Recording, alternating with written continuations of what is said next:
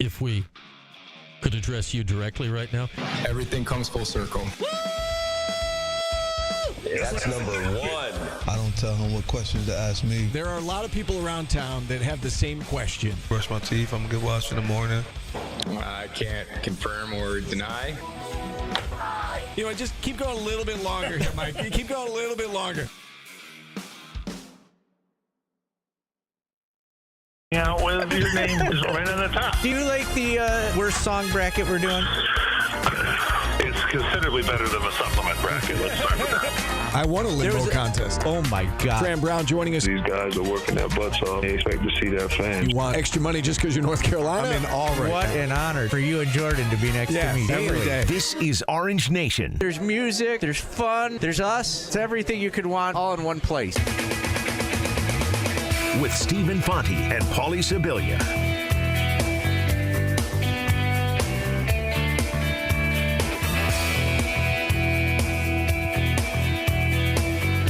Good afternoon, everyone. Glad to have you with us alongside Paulie Sibilia. I'm Stephen Fonte as we welcome you into a Thursday edition of Orange Nation.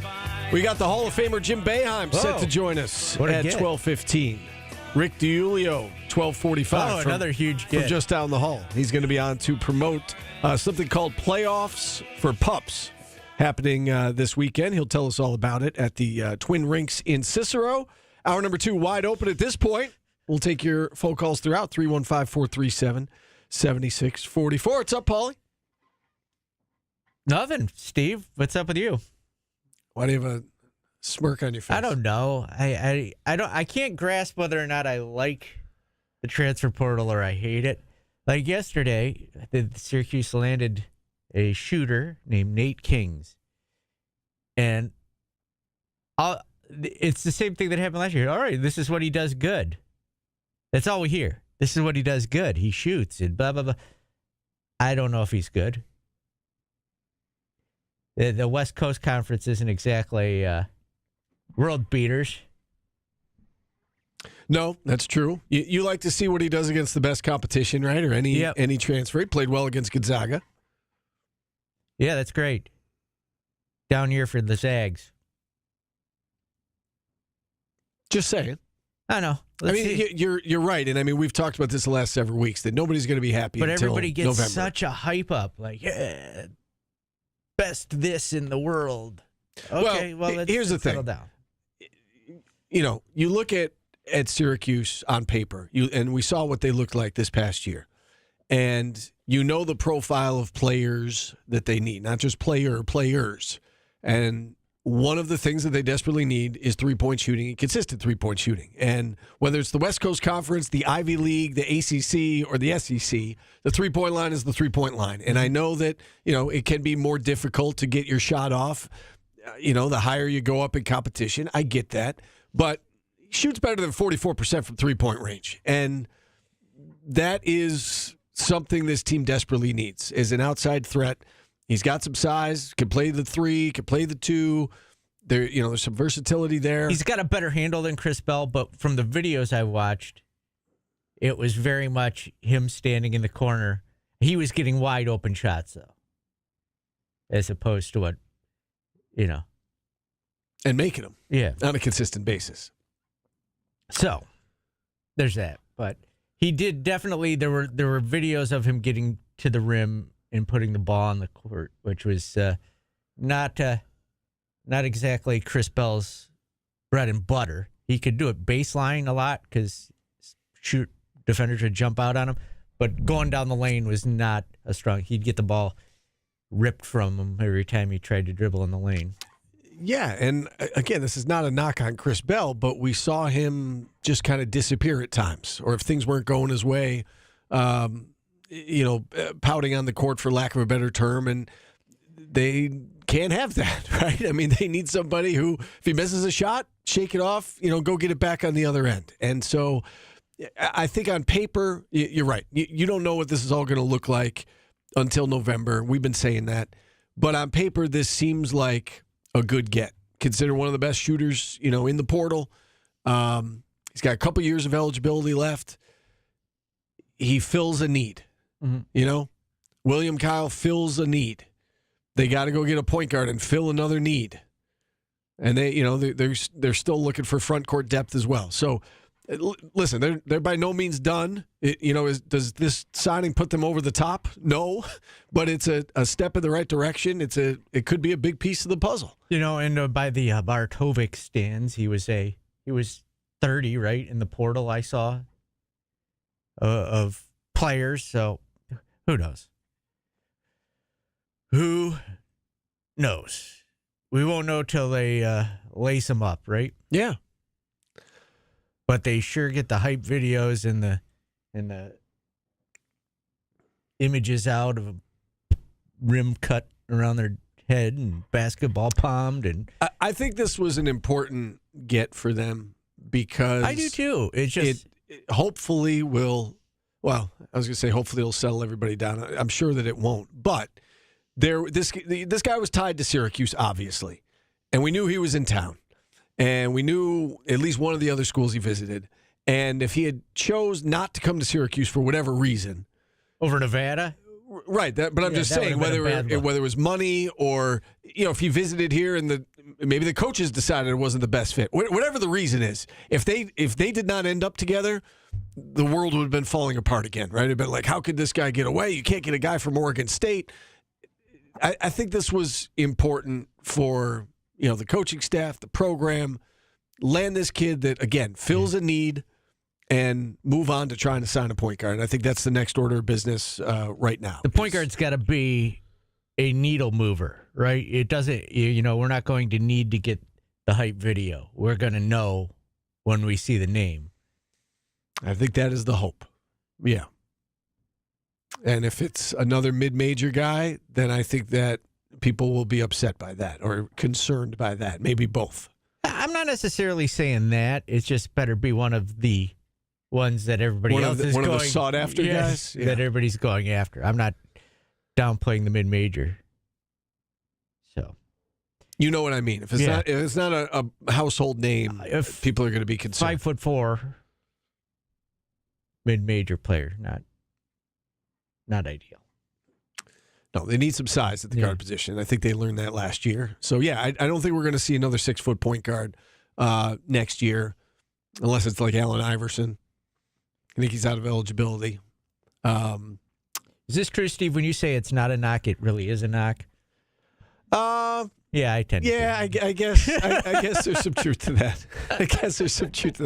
No, because I don't want to disparage Chris Bell. No, it's a knock at his game. It's not a knock at him as a person. Right. So maybe I guess that's what I mean. Yeah. Not tearing him down personally. Yeah. But dude, professionally speaking. Be on the court when they throw you the ball. Professionally speaking, I think they could do better than Chris Bell. And hopefully they have with Nate Kingz. We'll find out all together. And if they didn't, oh boy. If they didn't do better, yeah. Yeah.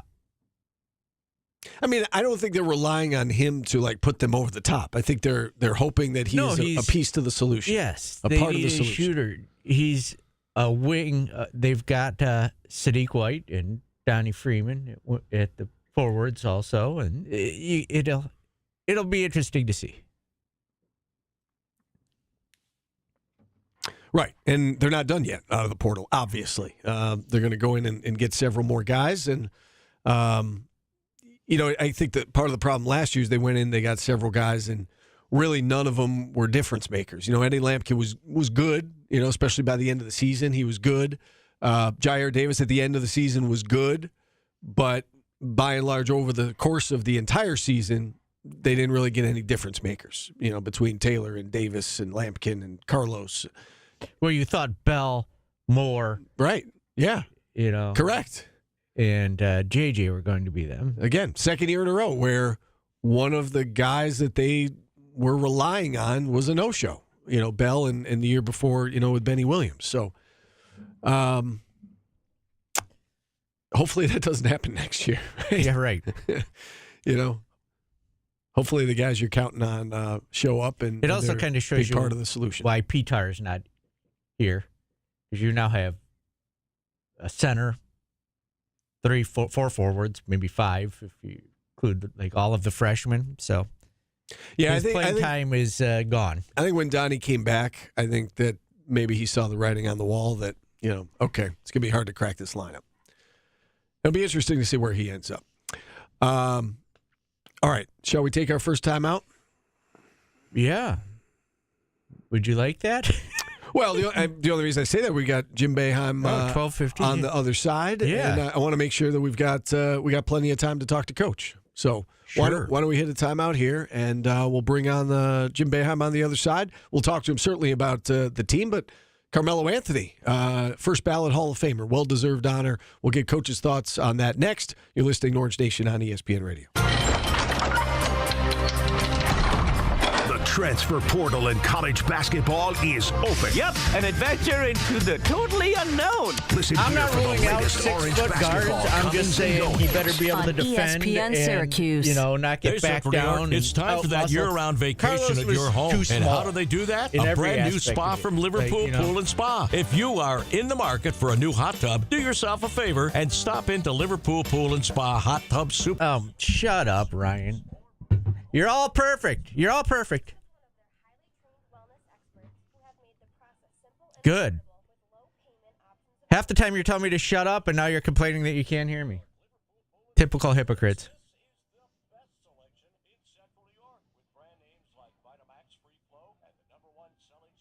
If JJ is the starting point guard, they're in big trouble.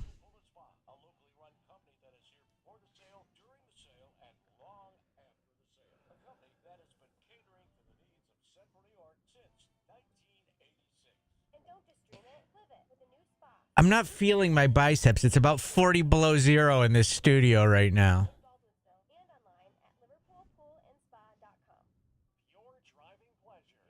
Howie Felderschnatch is in the portal.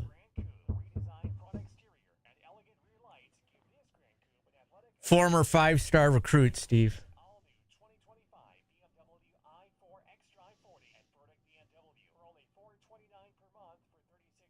I'm not jacked. I haven't been going to the gym. I just started back up.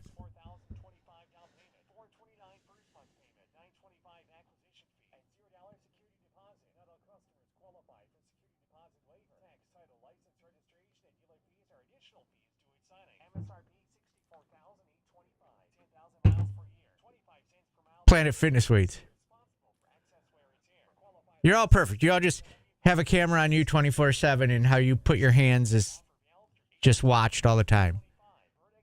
I'm sure your hands are in perfect position right now. They're where they should be. If I was looking at me, they'd be down my pants. So. Get it, Steve? Because I'm beautiful.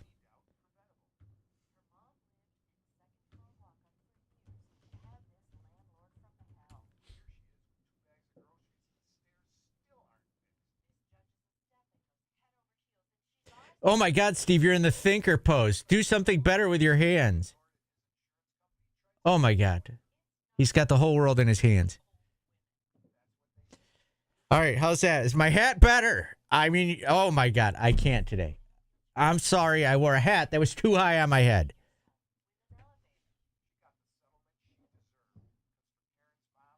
It's 66 out. It shouldn't be this cold in here. I'm not going to dinner with any of you guys anymore. I don't like any of you.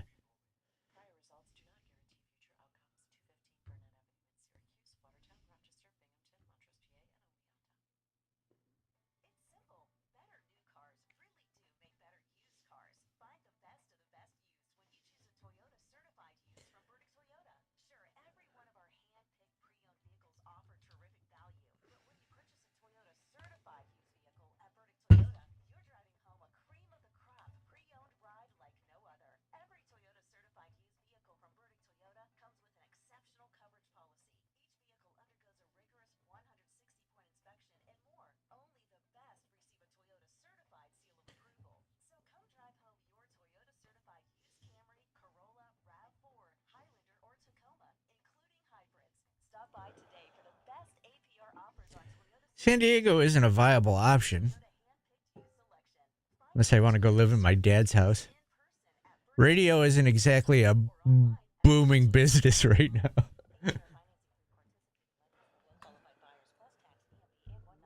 We have him? That's him? What? That's him. I would hope so, Steve. Let me get call manager open. I don't need it from you too, mister. What? I wasn't giving you a problem. I'm just confirming. Yes, it is.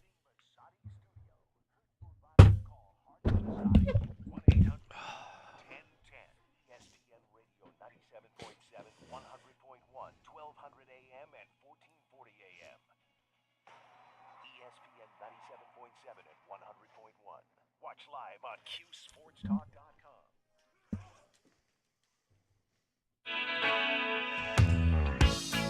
Welcome back to Orange Nation. Do you know what our next guest, the Pretenders, and Carmelo Anthony all have in common? What's that? Take a guess. All Hall of Famers. Ah, yes. That's okay. I see where you went with that. There. Jim Boeheim joins us now on the show. Paulie tying it all together with the music and the basketball. Well done. Hey, Coach, how are you? Great to hear from you.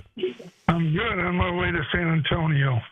Oh, nice. All right. Well, we'll certainly get into the Final Four and your thoughts on that, but we have to start with the news yesterday that Melo's a first ballot Hall of Famer. I think we assumed that would happen, but great to hear that he got the nod yesterday. Well, there was no doubt. You didn't have to assume it. It was a no-doubter. So, top 10 all-time leading scores, 3 gold medals, national championship. You don't need to go any further than that. He, was a great player and well-deserving of the Hall of Fame.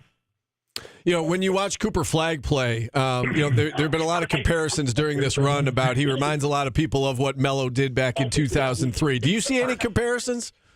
Well, they both, Melo was a better shooter from three, pull-up shooter, a little better jump shooter. And Cooper Flagg's a really good rebounder, but I think Melo was even a better rebounder, especially offensively. Cooper Flagg's, more of a playmaker guy. He's more of a Grant Hill type. He makes plays and blocks shots. But two great players. The only guy I compare Cooper Flagg to is Grant Hill, and they did everything. They did everything. Defense, offense, block shots, pass, shoot, rebound, everything. They did it all. And great players. I'm sure you've been asked this question a lot, especially a couple years ago during the 20th anniversary of that championship team. But do you have a story or a moment when you look back on Carmelo Anthony when you realize, man, this kid is something special, and he could lead us to a championship. He could be an NBA Hall of Famer. Did you have a moment when you were like, wow, this kid's special? 2 times. One, the first time I went down to see him, Troy Reaver got me to go see him during the season, his junior year. He was rated in the top 40, but hadn't broken through yet. And we went to see him. He said, Coach, you have to see this kid. He could help us win a national championship. That's exactly what Troy said. I don't usually go out during the season. We picked a day. We went down. The first play of the game, he hit a 3, second a pull-up, and the third was a dunk over 2 people. And I turned to Troy and I said, I don't think you were exaggerating. It was, and of course he was only about 180 or 90. The second time I thought he'd be that good is when he came to school. I hadn't seen him all last spring and summer. He weighed 225. Ooh. So he was, a grown man at 18 years old, body-wise, and so you knew that he was special. We didn't think national championship. We thought early in the year we weren't ranked. We struggled here and there, but we had a good stretch at the end of the season. We won at Notre Dame. We won at Michigan State.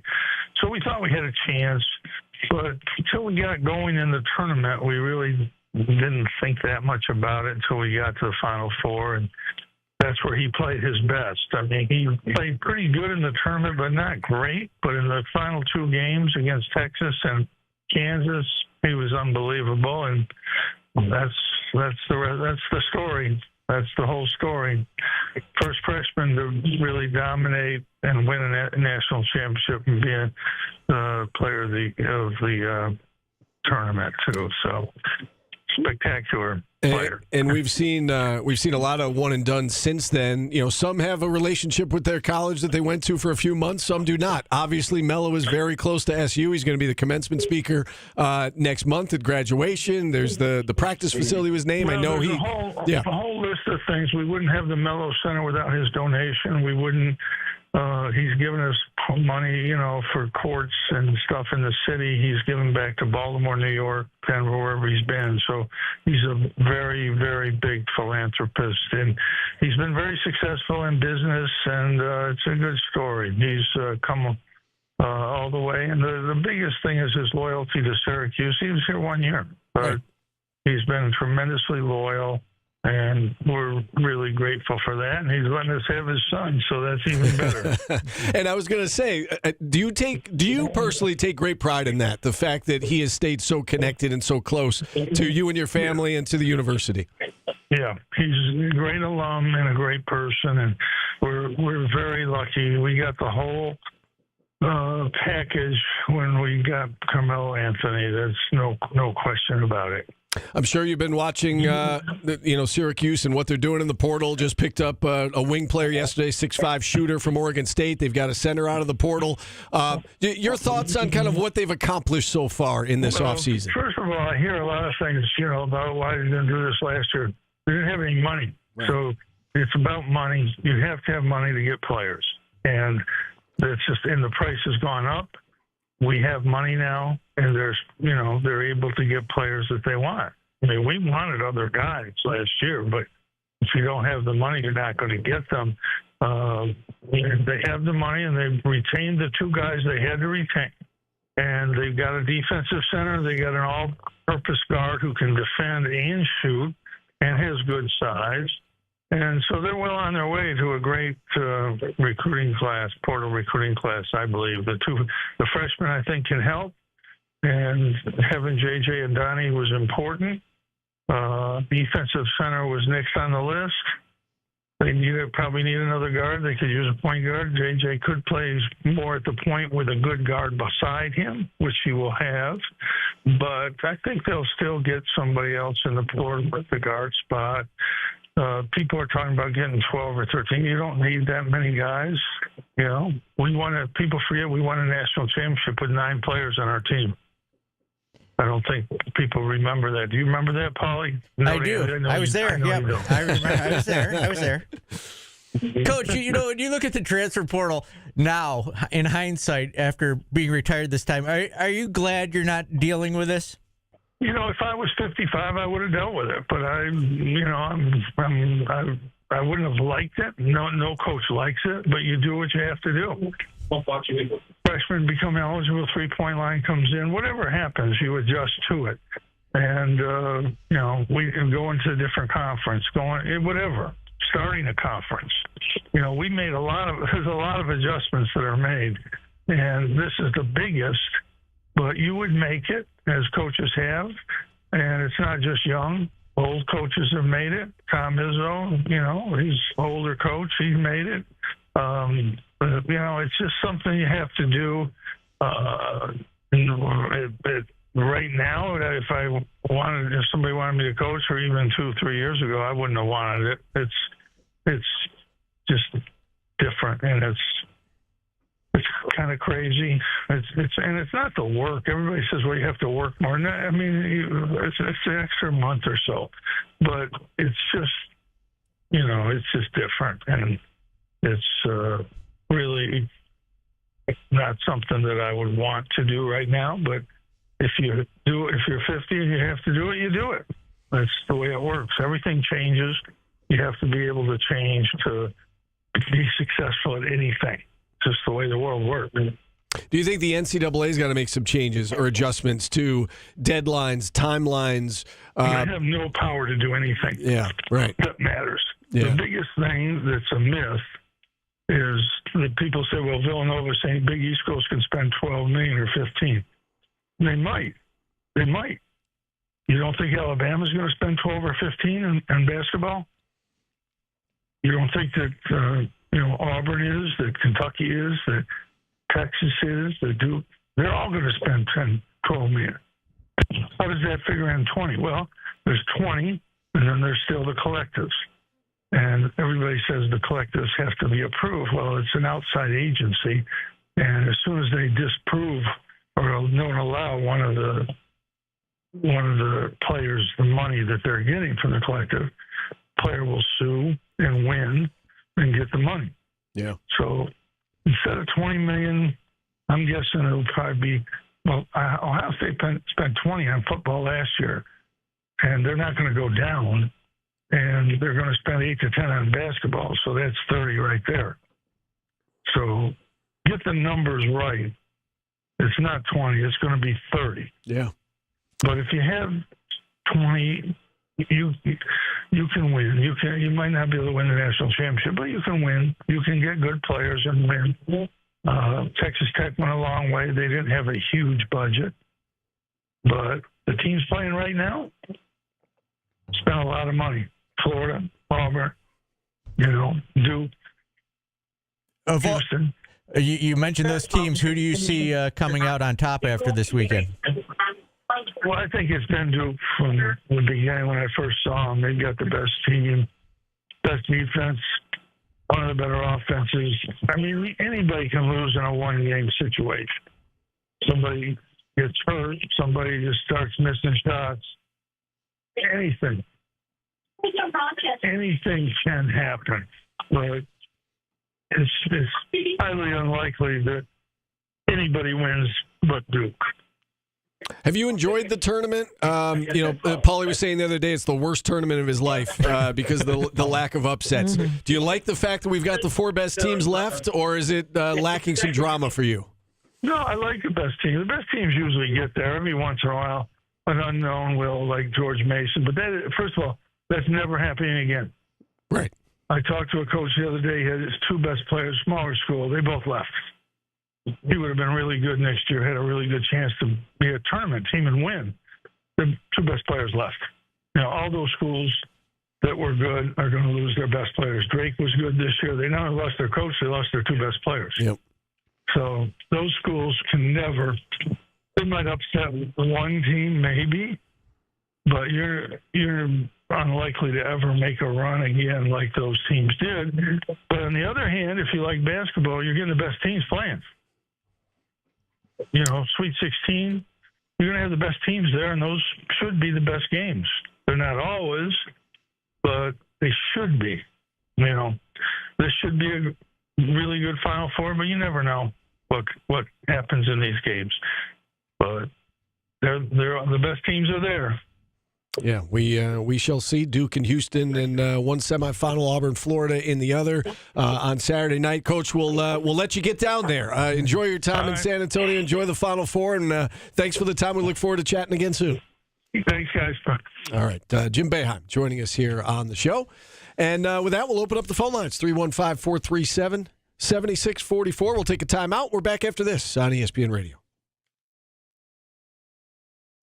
How does Siena and Lemoyne survive? Neither one of them made the tournament. They're not even there to be murdered.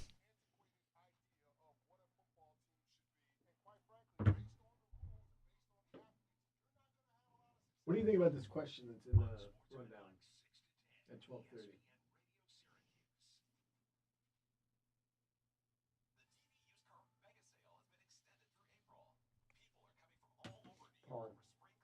What? Just texting someone. You want to do that here? Would I take him back? No. Can't shoot.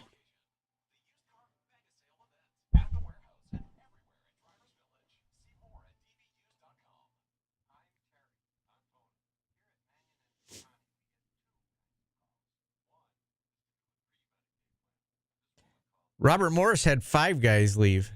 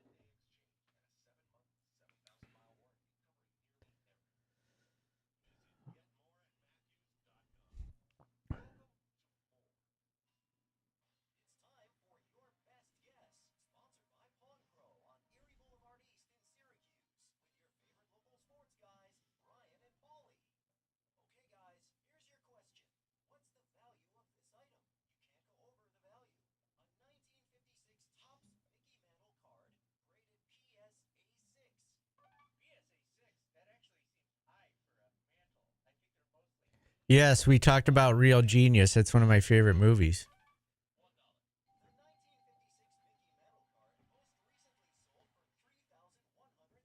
And Top Gun, and don't sleep on Top Gun. Not Top Gun, Top Secret. That's an underrated Val Kilmer movie. Very much like Airplane and whatnot. That type of humor. Do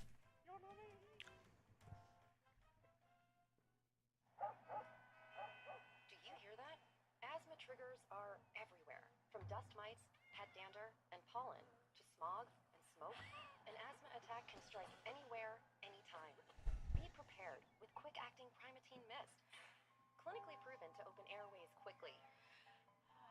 It's the #1 FDA-approved asthma inhaler available over the counter. Primatene Mist. Breathe easy again. Use as directed. Sponsored by... You ever seen Tombstone? Yes. That was not good pizzas either. I remember Dino asked me if I had ever seen it, and I don't even remember how it came up. And we were doing like a sit-down interview in his office, and he was like, "Have you ever seen it?" And I was like, "No." He's like, "You need to watch it." And I was like, "Okay, I will." And he's like, "No, like you better watch it. I'm going to ask you." So then the next time I saw him, he asked me, and he like asked me something about the plot, and I had watched it. Somebody asked in our chat if Coach Boeheim had ever gone out drinking with Bill Raftery. And Coach is like, I have gone out drinking with Bill Raftery and Sean McDonough at that was a fun in night. Notre Dame with Dave Pash. Star-studded night for Paulie. Yeah, it was. Dropping names everywhere.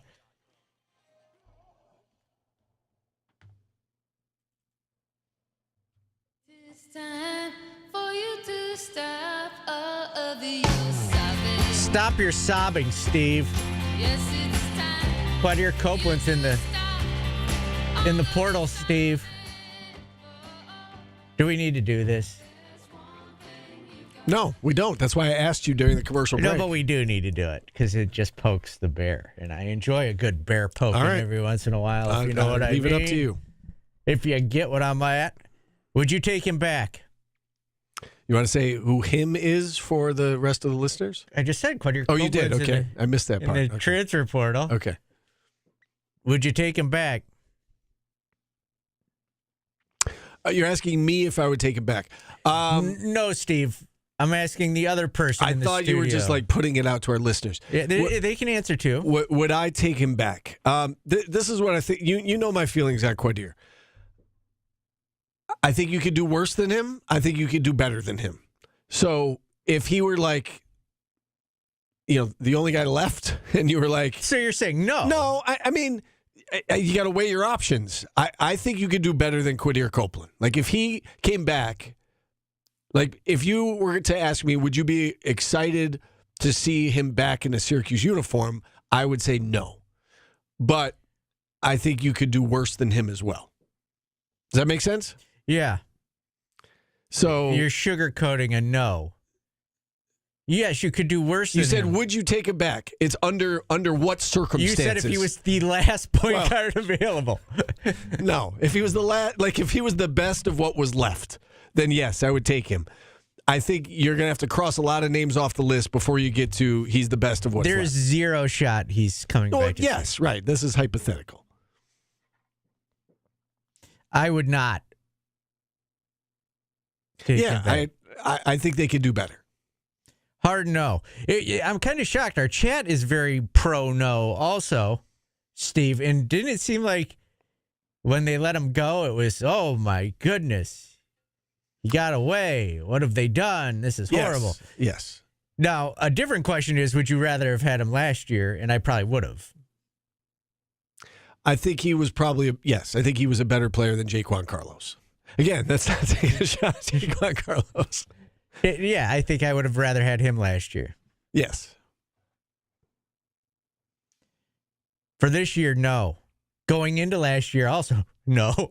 Hindsight, you look back. Yes, it's a very easy thing to do that. Yes, a lot of callers do that. Correct. Looking back, yes, I'm a genius now. And again, I mean, this is all hypothetical, and I think they parted ways for a reason. and I have no issue with how it played out. There is one player I would take back. That's left Syracuse. Okay. Can you guess who it is?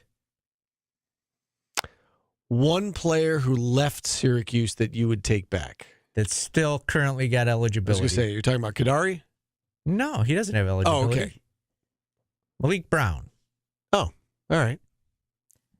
Am I asking tough questions today, Steve? You all right? You busy? Okay, so hang on. You're in a different world. Hang on. The question you asked about what did Mello, Boeheim, and the Pretenders have in common, I thought you were going to give me a song title because you've done that before. So I started going through my head of song titles, and I couldn't come up with anything that fit all three. That's why I said, what do you obviously Hall of Fame. Okay, that was easy. But I thought you were giving me a song title. I just said Quadir Copeland was in the portal, and you said, I wasn't listening. Are you going to tell the people You know why? You want to know why? Because I was reading the chat. Because you tell me if I don't read the chat, then I'm not paying attention to them. I missed what you said because I was reading the chat, and then I'm back with you now. Bubblegum and walk, Steve. Bubblegum and walk. Oh, like that's never happened to you. You've never missed something I've said. That happens on a daily basis. I have. Just not like 3 in a minute. You're like there. I heard what you said when we brought Coach Boeheim on. I just couldn't think of a song title that fit. Okay? Goodness gracious. Pay attention. We got another hour and a half of this. Get your head on. This is what I would be as a basketball coach. If I was coaching hypothetically a guy who caught a ball staying out of bounds a couple times, I'd be like, get your head on straight. What's going on with you? You okay? Or come sit next to me. Yeah, that's what I'm saying right now. What, are you okay, Steve? I'm good. All right. I'll take you out. I'll pull you out right now. We'll put Jordan in. Can we do that? Send you home for I'll the go night. to the desk. Yeah. I'll answer some phones. I have a very short leash. I would not take anybody back except for Malik Brown of all the players that left. None of them really moved the needle where they went either, right? No. Is Robert Braswell got any time left? Back to him. Yeah, that's it. I mean, I think, looking back at guys who left the program, B.J. Johnson, somebody that, I'm just... I know you're going current guys, right? Yeah. I mean, there's very few that prospered. Rich Manning made it to the NBA. I don't know that would have happened here, though, right? I mean, he was kind of limited when he was here, and he left and he blossomed. I mean, those things happen. Bryson Goodine. How is he still playing basketball? Is he done now? Is this his last year? I believe so. Doesn't that feel like 50 years ago, Bryson Goodine? It really does. Yeah. When he hit the game-winning shot.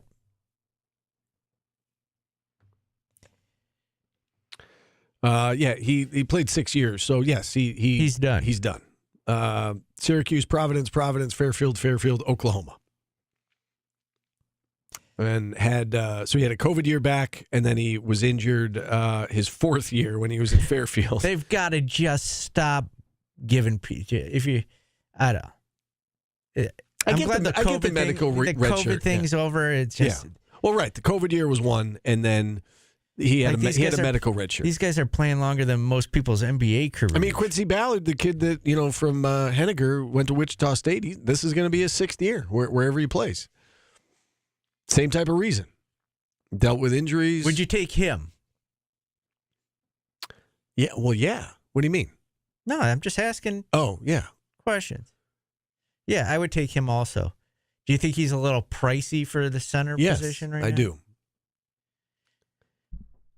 How much would you? I think it's more important to get a dynamic point. Like if you're choosing, like if there's a budget, obviously there's a budget. They got to get another center. And if you can't have but if you don't have unlimited funds, which Syracuse does not, and this is hypothetical, if you had to pick between dynamic point guard or Quincy Ballard, I think you got to take dynamic point guard. Well, yeah, but I'm just saying, you split 20 minutes between the two centers if you have to. That's doable. Right, but is it doable at that price with everything else that you need? That's what I'm saying. Can you have both? Can you have a dynamic point guard and Quincy Ballard? I don't know. You hope so, but I don't know the finances with what they're dealing with. Well, yeah, I'm just hoping that they got at least one more center. Yes, they need another big guy. I don't know if they can afford Bigger him, than though, 6'9", and still pay for what they need out of the portal from a point guard position.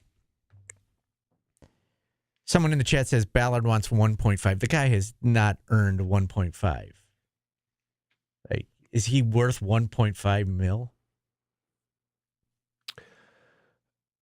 It's hard to answer that, Paulie, because 10 points at Wichita State? It's hard to know what comparable centers are commanding, right? And, we talked about this yesterday with a fantasy draft and having tiers of guys and, what tier does he fall in? And are the other guys in that tier asking about the same? And if you drop to the next tier, is there a significant drop off in terms of what guys are asking for? Or is it close? Like it's, you got to make those decisions, where you're going to allocate your funds. So it's a hard question to answer. I think from a skill set perspective and what he brings to the table, like he averages about a double-double. Yes, you would want that on your team. Dilemma Q said, I thought what Jesse asked for was nuts. I would take Jesse in a billion times over anybody that's in the portal right now. Yes. Let's go to Scooter in Jamesville. So you would take Jesse back. Yes. Scooter, what's up? The biggest April Fool's joke is what you guys are talking about. You, Jordan, and Paulie going all the way to Vegas in an SUV van after listening to the last 5 minutes. I just get this feeling like when we're seeing some National Lampoon Family Vacation, somebody strapped onto the roof. Yeah, coming Jordan's back. dead body would be up on the roof. Somebody's, or the biggest thing is you trap Steve, right? Well, Paulie, the first stop is a deli where you get a big tuna fish with a lot of mayo and a mayonnaise cake for dessert, and that smell stays in the car for the whole trip there. And then you see Steve hitchhiking in the desert. I can see that happen. No doubt. I went to college with a guy who could not be at the table with tuna fish. If if somebody was eating tuna fish, they had to order tuna fish. They had to physically leave. That might be one of my food things. I won't order tuna fish unless I make it myself. The Oregon State, it's interesting because I've seen them play a couple times, King, and I thought he wasn't even the best player on the team. He might have been the third best. So when you mentioned he's top 30 in the transfer portal, I was very surprised because you're right. He gets open for shots. He reminds me of Chris Bell, where I think he's going to fit because he's not going to be the number one option, so he's going to be open. But if you watch Oregon State play, they had a point guard. In fact, the funny part is he's in Syracuse when the team's actually playing in the Crown Tournament at the same time. Brian's talking about he's in Syracuse. They were actually on TV. And they only played with 8 players because there's other players from Oregon State in the portal. But the thing I always wonder about, when you're shooting threes, that conference had a lot of smaller gyms. It's almost like high school. And I remember Santa Clara actually hitting 27 threes in a game, and it's just a small arena, and they all play in San Francisco, so it'll be interesting to see because he wasn't the only one that was shooting a high rate of threes on Oregon State. The point guard from Lithuania was shooting at 39%, so it'll be interesting to see. I think he's going to fit, but I don't think he was the best player on the team as far as I saw. So are you concerned about his ability to shoot in the dome? Is that what you're saying about the gym size? I'm just saying the same thing we always talked about Virginia Tech. Remember, Steve, I said before Virginia Tech that it's a shooter's gym. And I never in that conference there isn't any big arenas. The biggest might be the Kennel in Gonzaga. That hosts about 8,000-9,000. You look at St. Mary's, you look at San Francisco, and it's just smaller gyms. And it'll just be interesting because I don't know what he did before or after this year. But when he got open, Paulie, you're right, he was open because they had a point guard that was real good, that drew people, and he kept dumping into him in the corners. I know he scored 20 against Gonzaga when they beat him. I forgot what they scored when Gonzaga trounced Oregon State the second game back. But it'll just be interesting to see. Defensively, I'd be very interested because a lot of games I've seen with Oregon State, they gave up a lot of points.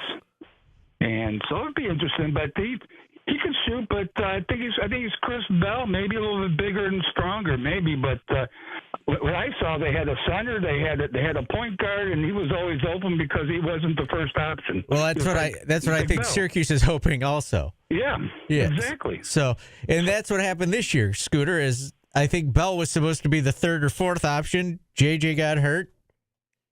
Freeman got hurt. And Eddie was slow to get into game shape from an injury. So Right. So he doesn't need the ball to be the number one guy. So that might fit in. You're right. I don't think. But this was interesting when I heard top 30 in the transfer portal. I was very surprised to hear that. Nate Kingz had 20 against the Zags, had 11 in the other meeting, and had 19 against Nebraska. So some of the better competition that they played. Ooh, Nebraska. Whatever. Nebraska was playing in that Crown tournament the other night. Yeah, a lot of people are talking about how their teams are just missing half their. Yeah, it's bizarre. It really is. You're doing it for the program, right? I mean, you're doing it to. I didn't even know it existed to get the NIL money. So, it's an interesting concept. I don't know about the execution of it. And you're seeing that too. You're seeing the preseason tournament with the payment towards the NIL programs and the NIL funds, and now they're going to have a postseason tournament, much the same way. I think in order for it to truly take off, they got to change the deadlines of when guys can enter the portal, because teams playing with half their guys, that's, what's the point? I mean, at that point, you're playing just to for pay next year's team. Well, I guess, yeah. No, I know you're paying for next year's team. I'm just saying, though, at that point, though, it's not. You're playing for the front of the jersey, not the back of the jersey, right? It's not about the players; it's about the programs just raking in some money. That's essentially what it is, and it's giving Fox. It's not Fox, right? It's giving Fox just some programming this time of year when they're left out of the NCAA tournament. So that's why there's no ACC teams in that event, because it's a Fox entity. Yeah, they were also in the NIT and didn't do so hot. None of them made the right. But I'm saying that there's I know. not a single ACC team for that reason. I know. Yeah. But they were in the NIT and didn't do so hot. Yeah. Thank God for Duke, right? That's right. Amen. Finally, he admitted it. I was kidding. No, you weren't. I said that to poke the bear. No. I said that to poke the bear. Hey, we're going to take a quick time out, and we're going to talk to Rick DiUlio about playoffs for pups this weekend. All right. I like pups. I know you do. And you like Rick a lot. I like Rick. I like Rick. You like pups. Don't put words in my mouth. Don't cross lines. Rick's a good dude. We'll bring him in here next. Do you know Rick? I do. What are you talking about? Yeah, I don't think I've ever heard good dude and Rick in the same sentence. Why? Why do you say that? He's always been very nice to me. Yeah. Maybe you should treat him better. You haven't seen him in the office. He's a tyrant. I don't think so. But he does good things for dogs. I do not believe you. You don't believe me that Rick DiUlio's a tyrant in the office? I've had him on Bridge Street many times. I see him every day. I say hello to him every day. I walk past. Oh, yeah, that just means he's a great guy. He says hello? He's nice. He's a nice guy. I like seeing Rick. I have never heard Rick DiUlio referred to as a nice guy either. All right. Well, we'll ask him during the commercial break. Are you a nice guy? What? Are you a nice guy, Rick? Do you think of yourself as a nice guy? Okay. I think everybody thinks they're nice guys. You don't think Rick is nice? You don't work with him all day. I don't. He's a tyrant. But he's always been very nice to me. Rick joins us next on ESPN Radio.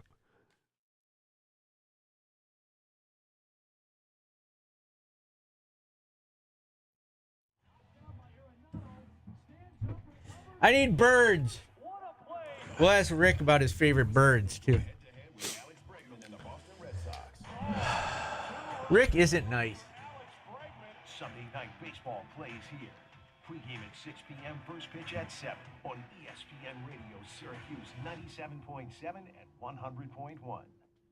Check out the Boeheim Foundation, Wilkins RV, out and about near you. And you can round up your purchases at Wilkins to help our foundation and support children in our area. You can help change the lives of children by supporting the Boeheim Foundation. Go to BoeheimFoundation.org to donate. Good show, Steve. Thanks, Alex. And CNY Central for their support of our community and foundation. Impressive from all angles, the exterior of the BMW X3 xDrive 30 exudes presence and power. Expansive surfaces and dramatic curves combine to form its monolithic proportions. From the formidable front end to the imposing rear, lease an all-new 2025 BMW X3 xDrive 30 at Burdick BMW for only $659 per month for 39 months. With $5,189 due at signing. Cash down includes $3,605 down payment, $659 first month payment, $925 acquisition fee, and $0 security deposit. Not all customers qualify for security deposit waiver. Tax, title, license, registration, and dealer fees are additional fees. MSRP $54,625, 10,000 miles per year, 25 cents per mile thereafter. Lessee responsible for excess wear and tear. For qualified lessees through BMW Financial Services with a minimum credit score of 700. Offer valid through April 30th, 2025. Burdick BMW, your performance and luxury headquarters. Come this way. Village in Oh, Cicero. look out. Visit I almost died. BurdickBMW.com. I'm sitting right here. This is where I'm sitting. Yeah, move this way. So you're putting your guests. Hi, Steve. Hi, Rick. How are you? Good to see you. You too. I just at least I like one of the hosts in here. I said in the last segment, I said, I like Rick. He's a nice guy. And he goes, nice? Rick's not nice. Would you say you're a nice guy? I would say I'm nice at times. Well, he's always been nice to me. Are you a I'm tyrant not, like, in the office? Consistently. No, I'm not a tyrant. Oh, yes, you are. I don't have any power here. I see you make women cry in the office all the time. Give me a break. You're yelling. You're the only one that I, spar with on a regular basis. I told him he should treat you better. And then... Steve, do you know how long I've known Paulie? I mean, it's... Since 95? Since probably 95, I would say. 94, 95? Yeah. It's 30 years this year. And trust me, it feels like 30 years. It feels like 90 years. Rick once was there when I got fired from a job. Yeah, I watched it happen. I'd love to see it happen again sometime, but I rolled into the office one morning and all the boss's cars were there at 5 in the morning when I was doing morning radio. What the hell is going on? And I walk in, Rick's like, go to the back office. I was like, okay. Everybody else is walking out. Got fired before me. It's like 6 a.m. now, and I'm working the overnight shift, and Paulie's coming in to do the morning shift, and the suits are all there in the office at 4:45, and it was weird. So we knew something was up. The worst part about me getting fired was my car was in the shop that day, so my mom dropped me off at work. No. So I got fired, and I had to sit in the waiting room to wait for my mom to come back and pick me up. There was no cell phones back then, so I had to wait for her to get all the way home. They fired the other two hosts, morning show hosts. They walked them out of the building. Paulie gets fired. He's the third one in. He gets fired. They try to walk him out of the building, but they can't walk him out of the building because he can't go anywhere. So that's quite a moment. Yeah, and it was like one of those ones you can't argue with. Hey, we've replaced you with Howard Stern. Yeah, I guess that makes sense. Great moments in Syracuse radio. Paulie getting fired.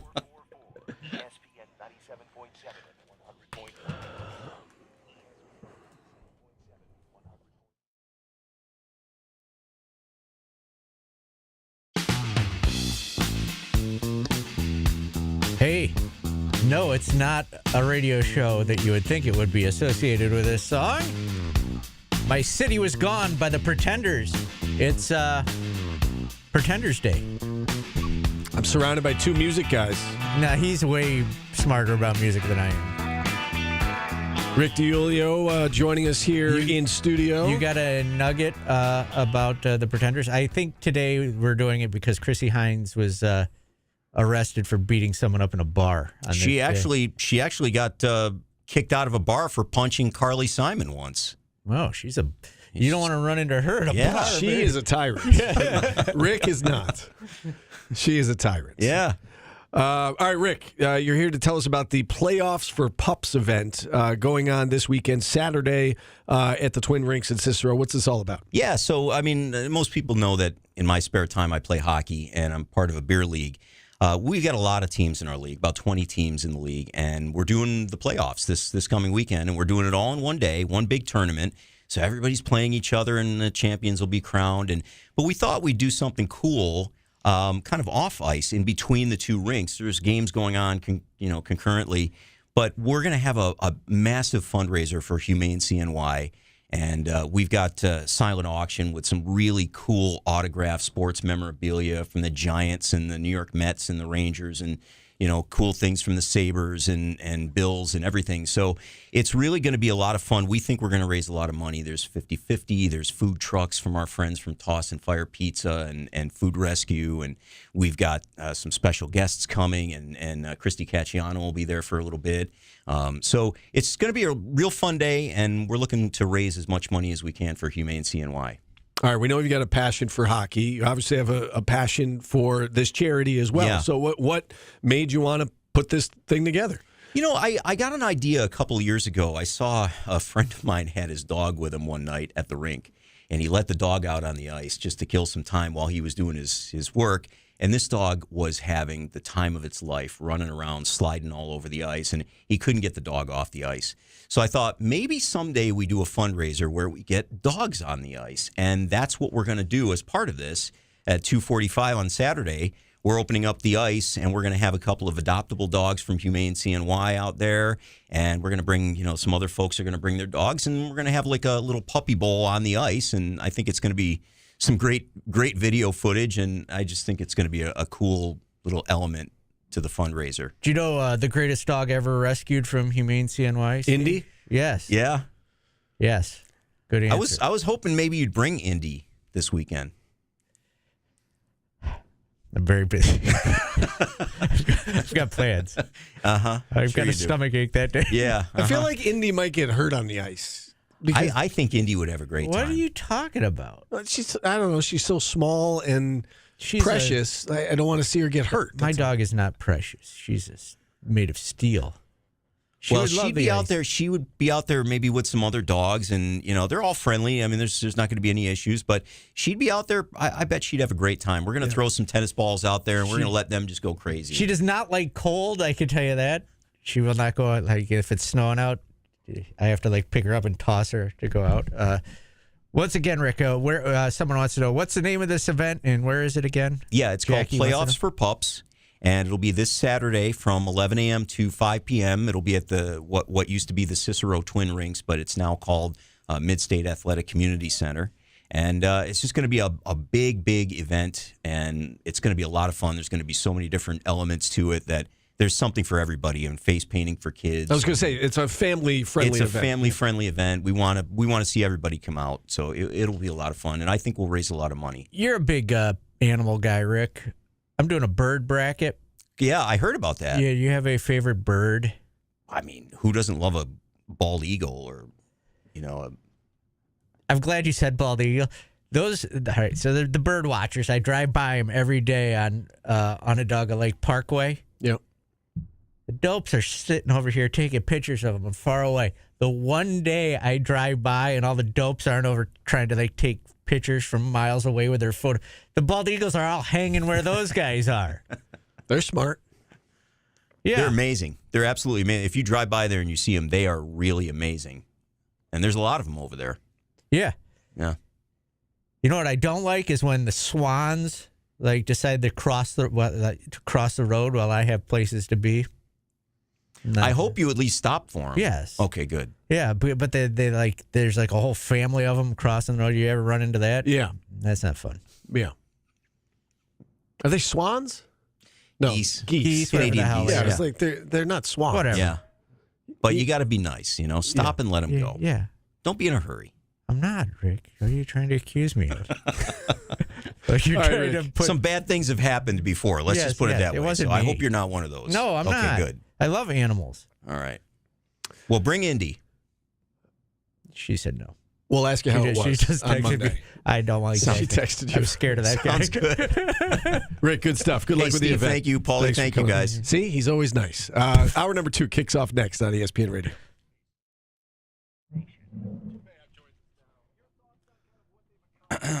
All right. Well, thanks for having me. Appreciate it. Oh, yeah, that's Thanks a good for having point. me. I can't make it Saturday. The swans and geese are crossing the road. Good point, Brian. Thank you. Yeah. Way, but I had to turn. Yeah. Well, it's going for 6 hours, so I think I think Where you'll is be it? able to make it. It's at the Cicero Twin Rinks in Cicero off Route 11. It's Be a not good that time. far from my house. No, it's not. It's not. It'll be a good time, and you'll be doing some good, Paul. You'll feel good about yourself. I never feel good about myself, Rick. No, that's true. Have you seen how the chat talks about me? They will not allow me a moment of happiness. Thank you, chat. Good to see you guys. The Swan Goose has joined the bracket. A bird I created. Swan Goose. The Swans. All right. Thanks, Rick. The Schwans? You can just close it at the door, Rick.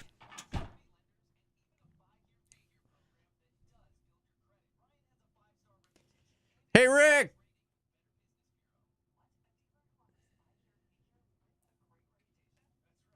I think you could just donate to Humane CNY.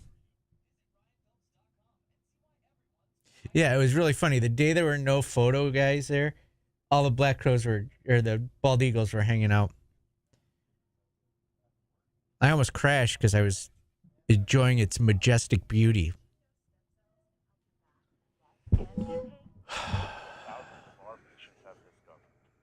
At Richard Kim Medicine, our stem cell process is more than just managing pain. We're solving it. Richard Kim Medicine. Medicine that moves you. Yeah. It's simple. Better new cars. Really. I'm not proud of myself, but after the guy ate the swan, I Googled does swan taste good? And apparently people haven't eaten like swan since like King Arthur days when it was a delicacy. It's not. So no one knows if it tastes good? No, it's not. Like, it's very rare that people eat it. I would hope so. Only the best receive a Toyota certified seal of approval. So come drive home your Toyota certified used Camry, Corolla, RAV4, Highlander, or Tacoma, including hybrids. Stop by today for the best APR offers on Toyota certified used and our Burdick Toyota hand-picked used selection. Find your Toyota certified used in person at Burdick Toyota in Cicero or online at burdicktoyota.com. APR financing through participating lenders for well-qualified buyers plus tax, DMV, and $197.50 fee. Welcome to Staples. I am so pumped. My business is going to kill it this year. Awesome. How can I help? First, a new computer. With Staples Home and Office Hot Deals, you save big on tech. And new posters. Save on custom printing, too. They do not eat it in Canada. It's only legal to hunt swan and eat them in particular areas. And now save up to $175 off your print order. Exclusions apply. Visit staples.com/rent for details. Ends 2/1. Progressive knows finding your new home was a dream come true. You wanted it close to town with a picture window. Flying rats are a delicacy. And you found it. Now when you sit down to dinner, you've got front row seats too. Your neighbor's daily pickleball game. Progressive can't save you from your noisy neighbors, but we can save you money when you bundle your home and auto with us. Get a quote at progressive.com. Is Jordan coming in for this, or is this? The hell do I look like? Jordan? What is it? Today's business. Well, no. I think we Just do the 1 o'clock, me and you, and then he comes in at 1:15. Yeah. Used cars, we specialize in getting you on the road. We understand life happens. So if you can hear the sound of my voice, get the process started at usedcars.com. Put your tax money to work for you. Used Cars on the corner of First North and Hiawatha in Syracuse.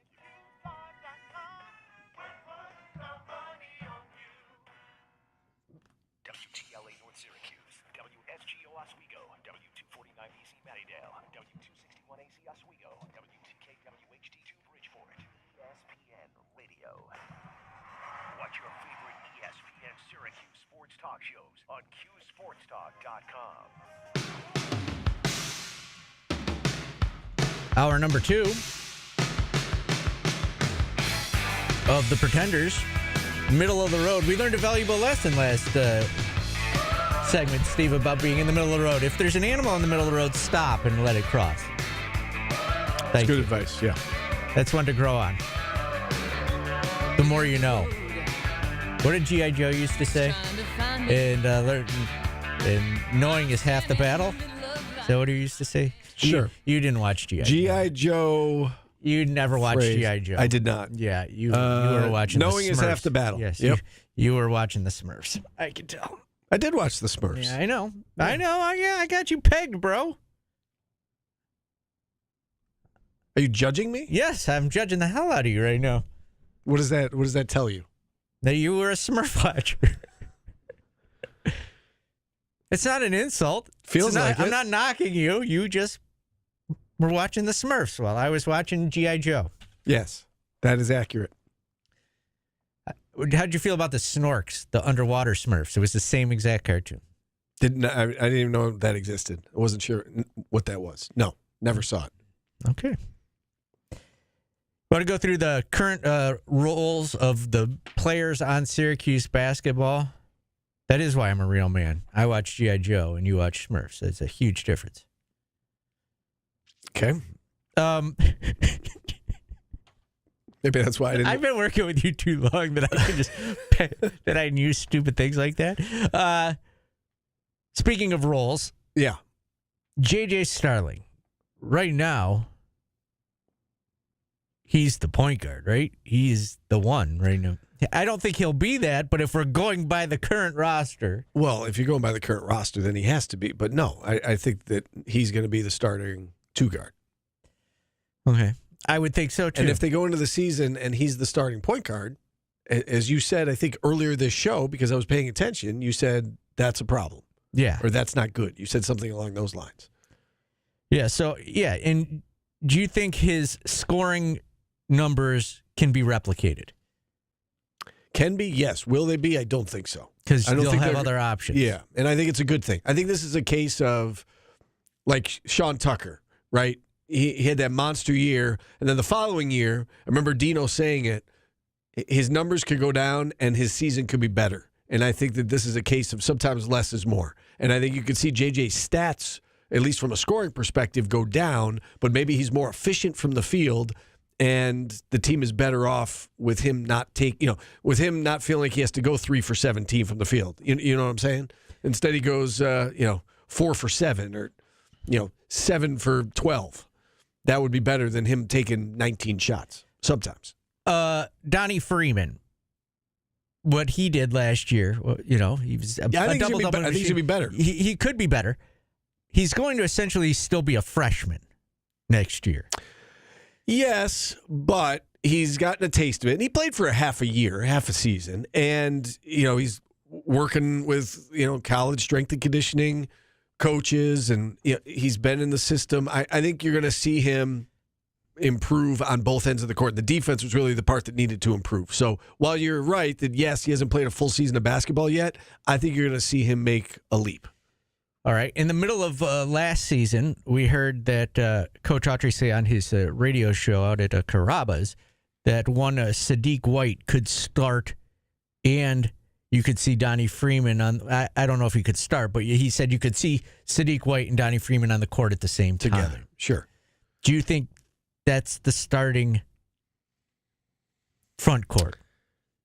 Or is Nate Kingz your 3? That's a good question, Paulie. I have been so wrong about guessing preseason starting lineups since we've been doing this show that I don't like doing it. Yeah. It's hard for me to believe that a kid transfers in from another school that doesn't think he's going to start. It was Oregon State, though. Keep that in mind. Wasn't like he transferred in from Auburn. And again, we don't know what the coaches have said. We don't know that maybe they said you could compete for a starting job, but you're going to play a lot either way. Maybe that was good enough for him. The dollar amount was good enough for him. My gut leans toward Kingz is the starter because he's been playing basketball longer. I think that my gut says the 2 freshmen are coming off the bench. Or I think that's the hope, right? I think you hope that you do enough out of the portal that your 2-star freshman can come off the bench. William Kyle, you're starting center right now, right? At the moment, but again, let's see what they get done in the portal. I think he's the starting center. Not if they get Quincy Ballard. I think he would. He's not starting over Quincy. I mean, if you're spending $1.5 million on Quincy I think Ballard, that number's inflated. I hope it's inflated. Cayenne Anthony, where do you see him? I see him coming off the bench and playing a lot. I think the ideal scenario right now is they get a dynamic point guard. They pair him with JJ in the backcourt. Kingz is your starter at the 3, Donnie at the 4, and then you get a really good. Who's coming up center. the court for Cayenne? JJ or the point guard? But again, I think it depends on who you get. But if you have those minutes, you know JJ can play the point as well, and you split up the minutes between 3 guys. You know, two guys. The minutes of those 2 guys. So those 40 minutes plus, times 2. You have 80 minutes to play with there. You divvy them up between 3 guys. I think you're going to be fine. Cactus guy, I don't know what his name is, says it's silly to try and predict starting lineups this early. You realize it's April and we have a radio show to do all summer. Thank you. Luke Fennell and Aaron Womack. Is this a case where they need to get minutes this year because you want them to stick around, or is it a wait and see? Man, you're asking tough questions about guys we don't know a whole lot about. It sounds like they really like Fennell, and I could see him getting some time in a reserve role. Again, how much time? It's going to be tough because if you go get the dynamic point guard, you got 3 guards for 2 spots. So I don't know if he's going to play a ton, but I think they're going to find ways to see what they have in him. In terms of Womack, I kind of got the sense when they signed him that it was I don't want to say project, but I think he's a guy that adds some depth, and he might be somebody who is resigned to the fact he's not going to play a lot his freshman year, and he's okay with that. Okay. All right, we did it. We did a segment on the current roster, and as it changes, we'll do this segment again just to annoy everybody in the chat, Steve, and listening, when we break down the actual roster as if it were happening today, just to get under everybody's skin, because it's silly. I mean, there is a lot of speculation here. I mean, half the roster is not full. What do you guys want us to do? I'm not being critical of it. I'm just saying, I get that. That's what sports radio is. You're asking very difficult questions that we just don't have the answers, and I'm trying to give you some answers, but it probably is going to change 12 times between now and November. And we're going to do the same bit 12 more times. I understand. Because we're a sports radio show. I'm recognizing the fact that when people say this is very difficult, I'm agreeing. I don't think they said it was difficult. They're just saying it's nonsense. Like, what's the point? Yeah. Well, it's kind of like, what's the point of saying, Adrian should be fired because he's not going to be, right? We're going to talk about it. It was kind of like that. So, all right, 315-437-7644 is the number if you'd like to get involved. We've got today's business coming your way next. Phone lines open the rest of the way if you want to check in. Back after this on ESPN Radio. Your dad's my binky. There, I said it to it. I said it.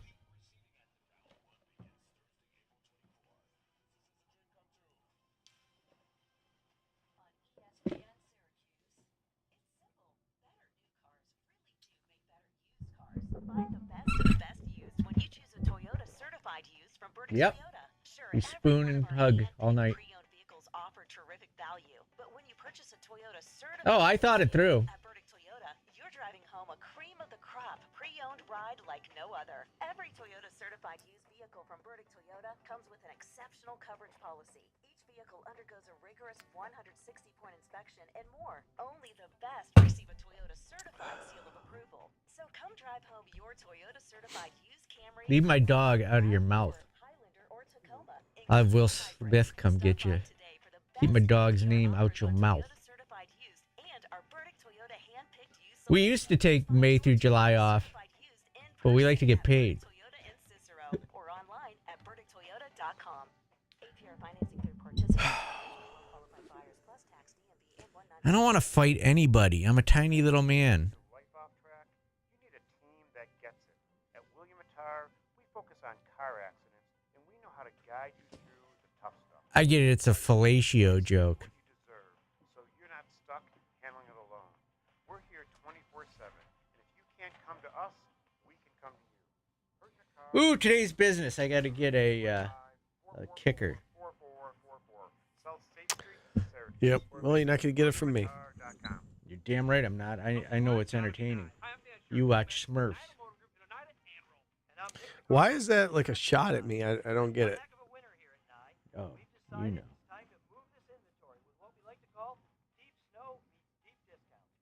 Absolutely, Nikki. We've had such a blast with winter this year that our sales numbers have been off.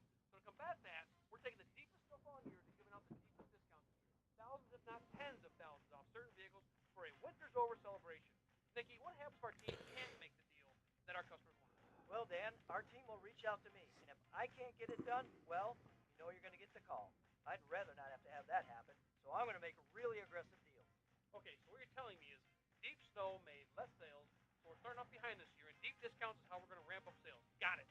We pay the bills with volume, which makes sense to me. So come see why it's got to be Nye before you buy. Stop in and see us or shop us online at nyeauto.com. Hi, I'm Mike. And I'm Zach from Charles Heating, Air Conditioning, Plumbing, and Electrical. We're the nice guys. Hey, last chance for the Charles Heating and Air Conditioning, Plumbing, and Electrical 19th Annual Excess Inventory Special. With the purchase of an off-season central air, Charles Heating will give you a high-efficiency furnace for just an additional $1,241. Only 88 lucky homeowners, and this is your last chance. So hurry and call now for your free estimate at 457-6911. That's 457-6911. We're the nice guys. The TV used car mega sale has been extended through April. People are coming from all over New York for spring cleaning clearance pricing on 400 pre-owned. 60 cars under $20,000. Financing available for everyone. Minimum 12/12 warranty on every used vehicle. Our buyers want your car. Scan this code and get it appraised instantly. Clearance markdowns on over 400 pre-owned, all in one location.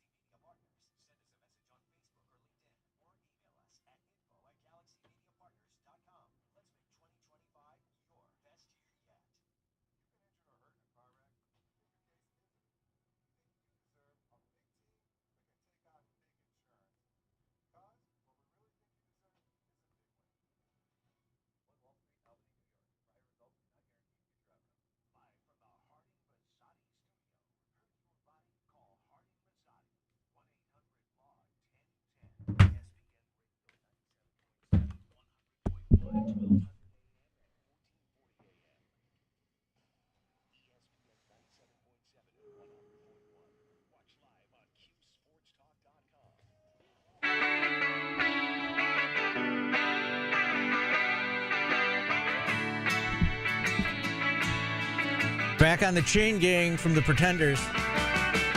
It's a banger. Time for today's business. That means Jordan has joined us. Brought to you by Grossman Say No More CPAs. And the website? GSACPAs.com. I'm going to stick with basketball for today's business, and then we can expand if we need to. But obviously, by my count, Syracuse still has like 843 more spots to fill on the roster in the portal. And a lot of them, or at least some of them, are more than likely starting spots. So I've just kind of looked around at some of the players who are still available that Syracuse has shown interest in. Now, they've kept it pretty quiet, so we probably don't know all the guys. But I've got a few guys who the internet claims they've shown interest in, and then just the top list of prospects, because realistically, they're going to need to get one of these top guys if they're going to find success this year. We'll just play a little like yay or nay. Would you want this guy on the team? I'm going to start with somebody who we already mentioned, but didn't get too far into it, and I think the question is interesting. What do you think about them showing interest in Emmanuel Steven, the freshman for Arizona, who barely played, battled some injury, only was in 8 games this past season? only averaged like a point. He's a project, and it makes me wonder why they'd reach out to him, especially now that they have William Kyle. Do you think they have room, I guess, for I guess a if you want big man? a backup center, he's your 2. Well, at the I guess 5. So is William? You said it last segment. I still am struggling to figure out whether you were framing it from what you think is going to happen, or just framing it literally from if the season started tomorrow. If the season starts tomorrow, he would be the starting center, and if they don't get somebody better than him, he'll be the starting center. Yeah, and I mean, That's factual. We didn't get to see him this year, so are you deeming him a project, or has Arizona deemed him a project? I mean, I realize deem his him stats as having played 8 games, 3 minutes per game. Right, but you 1 said and 1. he dealt with injuries. You said, right? He did, but still 8 games. Right, 3 minutes per game. So he didn't. So I guess my question is: did he not play because of the injuries, or did he not play because he's not good? Well, I'm gonna he played 8 games. He scored a point per game. So I I get he was dealing with injuries, but I understand. I don't think you can average 1 minute per game or 1 point per game over 8 games and not be a project. All right. Well, we say that, but what did is William Kyle a project? I think there's a difference between 3 minutes, 1 point, and William Kyle, who also proved himself to an extent, conference player of the year for South Dakota State. Like, I don't think these guys are on the same level. No, all I'm saying is he averaged 2.9 points per game. Yeah, so but all I'm saying is if he's at Arizona, right, and if it was injury related, and they look at it as like he's got the skill set, he just didn't get the opportunity for whatever reason, whether he was, just a young guy who wasn't ready to play. Maybe he wasn't ready to play as a freshman. Sometimes big guys take longer to make that transition. So I don't know if we can. I hear what you're saying. I don't know if you can deem him a project without us knowing more about him. Like without it. Like I think when we saw Peter Carey play, you looked at him and you're like, okay, he's a project. I have not seen him play, so it's hard for me to say he's a project. Is there room for another center on this roster? Absolutely, there is. I don't know if it's him or not. I don't think people aren't going to be all that excited if he comes here because, as you said, he played 8 games and barely scored and didn't really do a lot in the minutes that he got. Well, so then is one of those two the guy? Because that's what makes this center thing kind of tough. Is you already have Kyle. How many centers do you want to bring in? So if you bring in another guy who you're not 100% confident in, do you have your guy?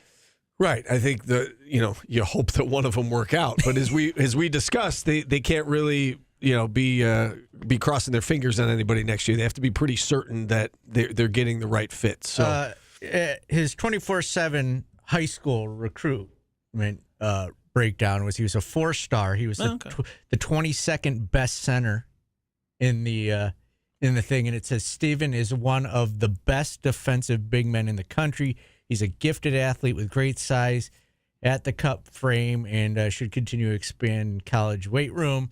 He runs the floor well, gets off his feet easy, and can cover the court and move laterally. And he was at Arizona, so he was the leading shot blocker in the EYBL. Okay. So not very projecty, but also it seems like what they're saying is projects. Seems like what they're saying is he has a lot of physical skills, but I didn't hear them mention anything about shooting or, putting the ball on the floor or passing ability. So I think he still fits into that D1 basketball project-ish player. More so than I think you'd like if that's your guy who you're starting with. We'll find out. If they even or maybe we won't. He won't even. maybe we won't. Maybe he'll go to another ACC school and tear us up. Yeah, we'll never talk about him again. Another guy from Arizona who Syracuse has reportedly reached out to is sophomore guard KJ Lewis, who's 6'4", averaged 10 points a game in 26 minutes this past season. Also 4.5 rebounds and 3 assists. He just kind of seems like basically the same stats as Kingz, but played for Arizona, which was a better team. I'd say the one difference is this man is not by any means a shooter. Shot about 34% his first season. It dipped below 20% this season. I doubt there's high volume, but Same points, just not the shooting. So we have seen KJ Lewis, and I watched a lot of Arizona down the stretch of the season, obviously into the tournament. The thing I really like about him is that he's a two-way player. Like, he gets after it defensively, and he's a tough kid. He can, he averages, I think, double. I don't have the stats in front of me, but I think he was like 10 and 5 or something like that, right? Double-digit points. He rebounds, out of the guard position, can play a little small forward. He's got some size to him, and he defends. Now, the fact that they got Kingz, and we know that they've got Cayenne, and they've got JJ, and they're probably going to get a point guard. I don't know if there's going to be a desire for him to come here. If you're asking me would I like to see him on the roster, I would love to see somebody like that on the roster. I don't know now that they got this commitment from yesterday if it still makes sense for both parties. That's why this is interesting because, the narrative out there is there's so many spots available, but then you kind of get into it and it's like, not really. Now you need to get the guys. You don't have room to just go out and grab somebody. Like, you need to go out and get like a guy I would love them to get. And I don't watch a bunch of Big East basketball, but I've seen him. He was really good at Texas Tech. Pop Isaacs from Creighton does a little bit of everything, shoots well, veteran guys, played in the Big 12, played in the Big East. He's like mid-20s on the rankings, so it's not like you're looking for the top 10 guy, but he's 6'2". I think that's fine size. I don't think he needs to be too much bigger if he's at that like point, but he's a guy I'd love to see Syracuse get personally. But those are the caliber guys you have to start getting now. Right. KJ Lewis has got offers from Kansas, UCLA, or heard from. I don't even know if they're offers. Clemson. Kyle Cuff had an offer. He was with Kansas. USC. I don't think KJ Lewis is coming. I don't think KJ Lewis is coming here, but SMU. He's a heck of a player. If you're asking me if I would say yes to KJ Lewis, absolutely. Right now, though, like with the current roster. Well, I don't have to coach him. I don't. It's not up to me who gets the playing time. Best player, yeah. Right. You want talent, so absolutely, I would bring him in if he wanted to come. But I know it costs money, and they've got to figure out who gets what, and they've got a budget to work with here. But if you're asking me, like, if money wasn't an option, I'm not the one who has to give him playing time. Sure, I would absolutely sign him up. Another guard Syracuse has been linked to, and there are like rumblings that he's going to Wake Forest, but nothing official yet. But Dayton's Malachi Smith, who's a little bit smaller at 6 foot, but a little bit more of a passer as well, averaged over 5 assists a game this past season, around the same point total. Better shooter from 3, but he's from the Bronx. Everybody likes to say, oh, he's from New York, like Syracuse. There's a connection. Again, Wake Forest, some people on the internet have claimed that he's going there. And as we have learned, sometimes those rumors are right.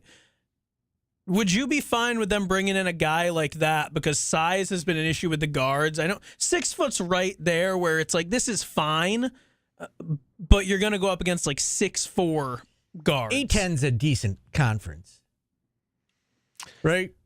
Yeah, I would say that it would have been fine had we not seen Jaquan Carlos this year, because I think it was glaring this year that he was undersized and opponents took advantage of that. And I think that I certainly think Malachi's better than Jaquan Carlos. Carlos was legitimately like as tall as like Lobdell when you looked in the lines for the. I mean, what's he listed at though? I think Malachi Smith is the 9th best point guard in the portal. Right. I mean, I get that he's good. I'm saying I think it might be a harder. I think fans are going to be leery of that if he comes here. They're like, oh, you got another short point guard. Is the 155? That's like what I weigh. Got to get him in the Fran Brown strength and conditioning. You seen all the guys on Twitter? It's like the off-season progress. Get him bulked up. Yeah, I mean, Jaquan Carlos listed as 6 foot 180. So this is. Huh? I'm saying Jaquan Carlos was listed at 6 foot. So I don't know. I mean, yes, I think he's more talented than Jaquan, but it might be a tough sell. Not that the fans run the team. I mean, they got to do what they think is best. But they do now with the money. I don't know. I think they need somebody with a little bit more size to him, given what we just saw this past year. All right. Speaking of size, last guy I found, this one kind of intrigued me. Jerry Dang. He's from Rochester. 6'9" forward, just played the past season. Florida State, right? Florida State, yeah. Fine numbers considering He didn't play that much because you know how Florida State does their thing, but 7 points, 15 minutes a game, a couple rebounds, he can shoot. He's built like Syracuse forwards used to be built, if that makes sense. Yes. Are we concerned that he played for Hampton, did well, then went to FSU and averaged like 15 minutes, 7 points? Or do you get the pass because it's FSU? Because I feel like there was similar discourse around McLeod before he came, or it was like he played for FSU. You don't know what his stats mean. Then he came, and he's clearly not going to be playing a lot here, right? You would think. Yeah, I don't think so. It would be a depth addition. Yeah. It would be a depth addition. But he fits the mold of what Syracuse wants: athletic, big. I see 6'9", shoots like close to 40 from three, and gets a point every couple minutes at Florida State, and I see that as somebody who could contribute. And again, like big red flashing lights around birthplace Rochester, New York. Who's the Georgia Tech point guard? Is he connected with anybody? Nathan George? Is he tied to any program right now? I don't know. My method, it's very scientific. I go into Twitter and I search interest Syracuse, and then look at all the players who Syracuse has interest in, or at least has reached out to. Oh, this is a side note. Do you think any of those guys lie? Like they're just like, yes. Oh yeah, like Kansas wants it bad. Kansas really, really wants me to come play for them. Someone who won't be named that left Syracuse had Kentucky listed as contacting them. Like that was the only school that I had heard.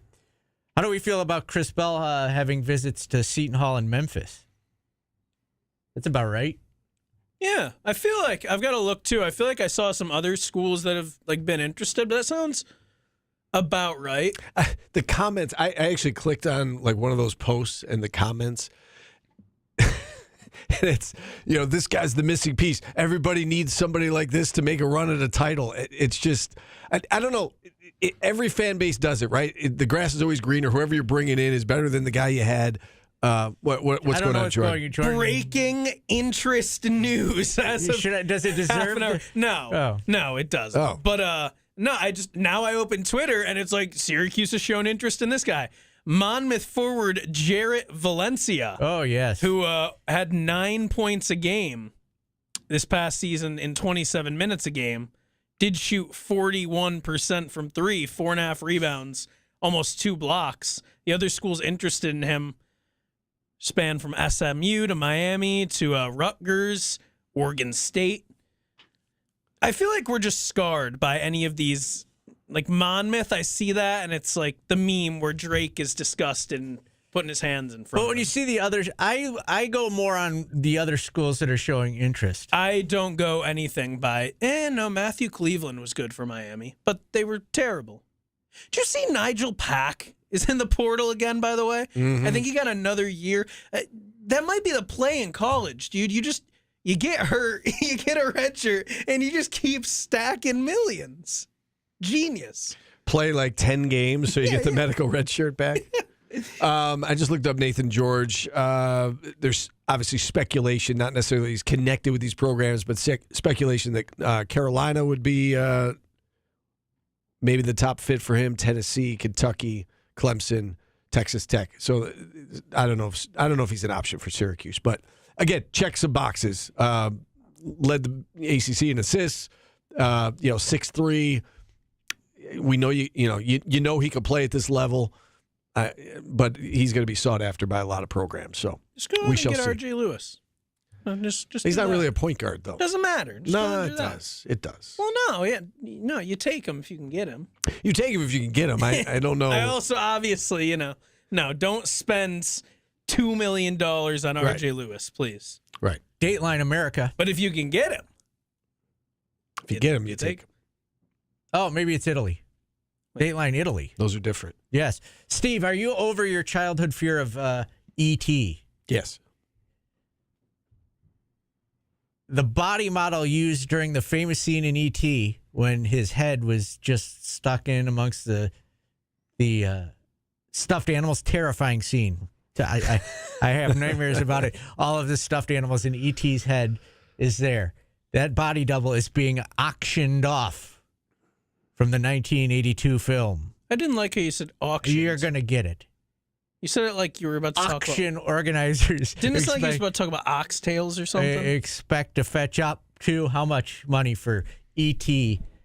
that was in the closet with the I don't want to guess animal. money anymore after the thing with the sugar packets. I know, right?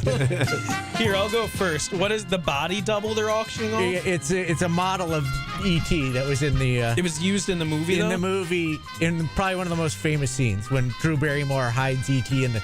Okay. Does that give you a nightmare, Okay, Steve? they're auctioning it off. No. Let's, Probably one time it did. Ouch. Okay. Dude, I have no clue. Do you have any... It's an actual E.T. It's an actual E.T. from the movie. Man. I'm going to... Go ahead.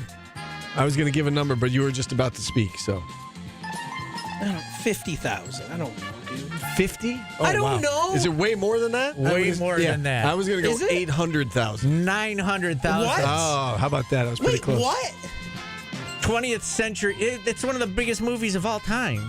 There's an auction of the 25 of the 20th century's horror, science fiction, and fantasy on-screen items. Man, people just have money.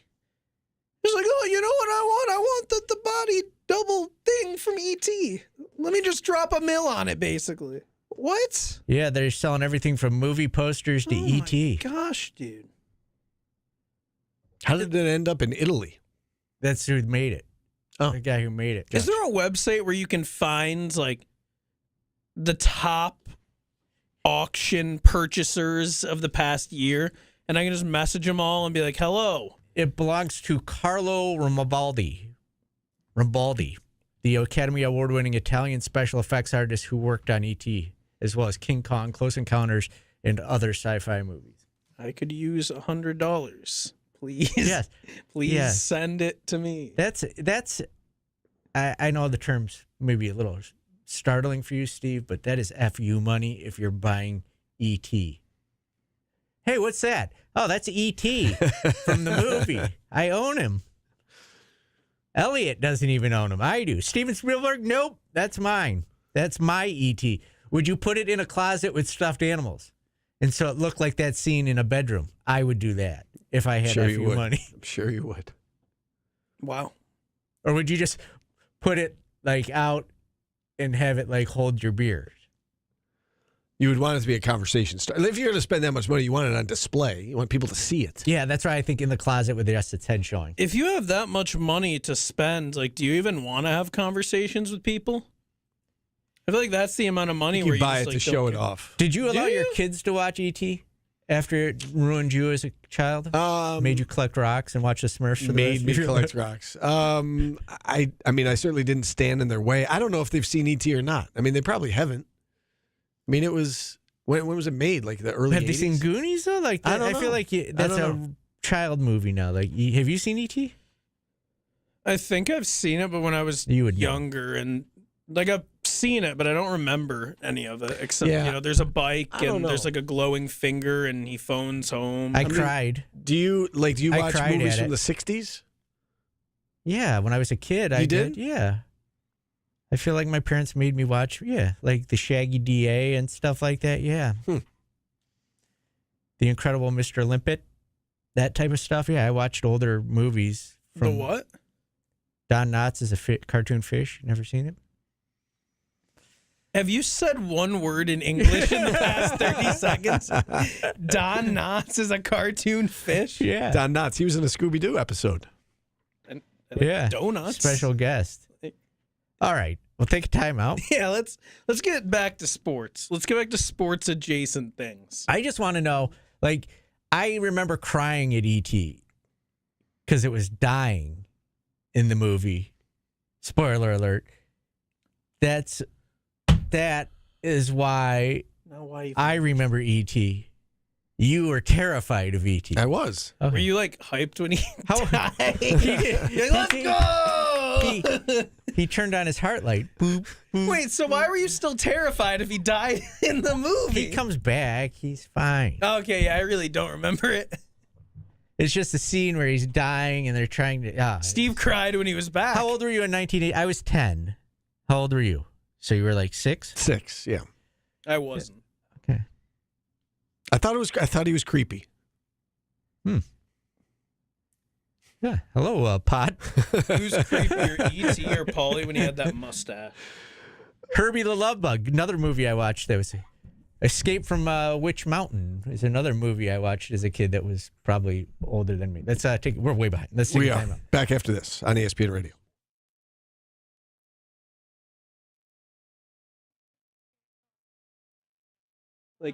Like this just sounds like one of the first couple movies. Don't worry, tomorrow we won't have to do any of this. Yeah, sorry about the spoiler. Just have a ton of guests. We have Riley Figueres. We're gonna have Aaron on. Aaron Solomon is returning. Supercat says when he was a kid, the abominable snowman from Rudolph scared him. We're gonna have Jack Jokinen on. Okay. Some Yankee stuff. And he tweeted out his Mellow Hall of Famer. You can grill him. And then Chris is gonna. I'm not a basketball guy. Is Mellow really a Hall of Famer? Then Chris is gonna come on to Chris Carlson from the chat, not from .com, to talk about he's golfing, doing the tournament for McMahon Ryan. Anyone just come on and let people know about it? I figured why not. Okay. So yeah, we'll have some lax. It's been a while since we've had Aaron on. I messaged him immediately when you were like, can you void guys' contracts when they get caught on steroids? I was like, oh, Aaron, we have a question. But apparently, I don't know if you saw the Jack Nicklaus thing that was happening where he left the company with his name, and then the guy tried to sue him for designing golf courses under his own name. And so they had to go to court, and it turned into a name, image, likeness thing. But Aaron actually talked to Nicklaus's lawyers in a story, so... Isn't it crazy how like name, image, likeness wasn't a thing people talked about, and now it's like it pops up just everywhere? Yeah. That's what I want to get into with Aaron. Like, is there ever a scenario where a guy would be told, "Yeah, you can't use your name. Sorry, I know you are Jack Nicklaus, but you can't do that."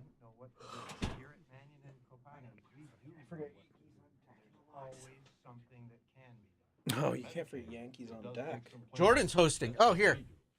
Pick one and tell us what it is. We'll do that really quickly. I don't know. I don't care. The Oriole advance, good. Oriole is a bad number 1 seed. Oh, do you have a pen over there? The heron is absolutely wiping the deck with the shorebird. 300 total vehicles, most under 19 grand, 30 lenders, and even a buy here program that builds your credit. We have what you're looking for. Ryan Phelps has a 5-star. Well, it's got to be the final 8-9 matchup, I believe, which is I think that says Loon. Can I see it? It really pisses me off how some of these you pluralized and some of them you didn't. Like, it really pisses me off. Where are we? Loons versus Cuckoos. 70 degrees. Loon versus Cuckoo. It's a crazy bracket. Get it? You see what the committee did there? They put the Loons versus the Cuckoos. I did like some of them. Like, I liked how you put the wren. It makes my tweeting easier because, like, the wren and the woodpecker, I was able to do only one of these W birds can keep the W. Yeah, this was definitely something the committee looked at. It made it for TV matchup. The Loons versus the Cuckoos. That would be what our chat would be if the chat started a rumble. It would be the Loons versus the Cuckoos. Yeah, good luck, dog. Oh yeah, I forgot the emu won the play-in game to take on the dodo. Yeah. Emu last 4 in. From the SWAC. From the SWAC.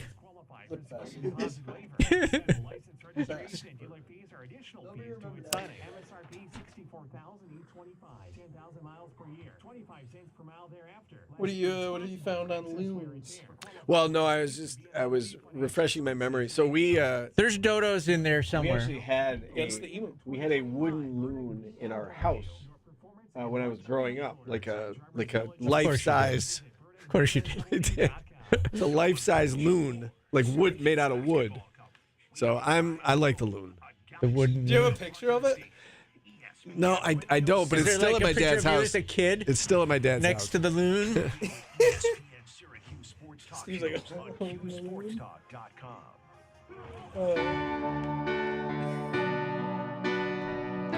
Welcome back to Orange Nation. Real quick segment here. Let's do the bird bracket. Big 8-9 matchup, guys. This is a great song, Pretenders. I'll Stand By You. I think this was 1994. By the way, bird bracket, 8-9. It's the crazy matchup. The committee worked hard to make a 4-TV event. It's the Loons versus the Cuckoos. I was telling you guys during the break that we had a full-size wooden loon in our house when I was a kid. My grandma had a cuckoo clock. Oh, really? Yeah. We had a cuckoo clock. Yeah, I bet you did. I just discovered a problem looking over your bracket. What? You have Mimid twice. Okay, make that the chicken. So the chicken is like a playing game. Chicken got hosed in the seating. They'll work their way through. Canadian They're swan going to be goose. against the puffin. It's the Lou. Oh man, I do love a puffin. That cereal with the puffin on the box. You know what I'm talking about? I think there's a cereal with puffin on the box. That's really made them pop it. It's one of those like nature-y cereals that you would eat. Poppin' puffins. That I would eat. What does that mean? Like it's one of those healthy no cereals seed that Kim oil. would buy. Puffin on cereal box. Hold on. The things you make me Puffin, rough and Google. rough and puffins. You're right. It does exist. Not only does it exist, Barbara's non-GMO puffins. You can't tell me this isn't something. Yeah, that you're Kim right. Would buy. Yes, that is something she would buy. 1 trillion%. Yep, you're right. I've never had it. I've never seen it, but that is something she would buy. Right? Yeah, you're right. So who do you think wins, Loons or Cuckoos? Well, I hope I'm going to be rooting for the Loons. I'm going to root for the Cuckoos. I'm not rooting for anybody. I just hope both teams have fun. But I do think that the want a good game. I do think that the relevance of the cuckoo clock in society will be a test, or it'll be a big factor. Like, do people still remember the Do cuckoo people still clock? have cuckoo clocks? That's what I'm. That's what I'm don't saying. know. That's why it'll be a factor. Because do people still remember the cuckoo clock? I feel like my grandma had one, but we didn't have one. What's our average voter demo? We had one in our dining room. Was it next to the loon? No, they were in different rooms. The loon was out They in fight the, each other. That's out in why. like the foyer, and then the cuckoo clock was in the dining room. Yeah. All right. You had a lot of birds in your house. This day in Infante history. Let's take a time out. We'll come back. We'll wrap this son of a gun up. We will. And then tomorrow's Friday. Thank God. Back after this on ESPN Radio.